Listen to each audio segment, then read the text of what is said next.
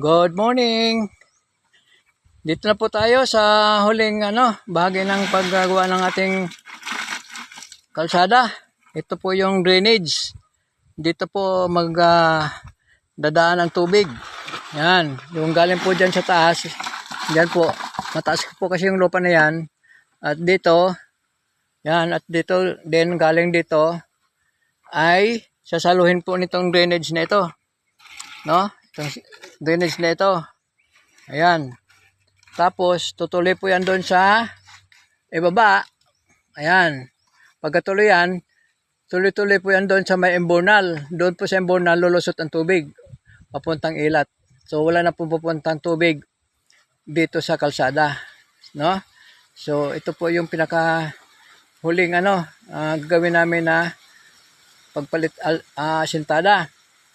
So, ang susunod na po ay yung yung pagtambak na lang. So, tapos ng tambak na yan, good as na ito. Parang siyang kalsada ng anytime pwede nang daanan. No? So, yun po. Ang amin pong huling bahagi ng pag-improve ng kalsada dito sa daan papunta po sa aming farm. Yan.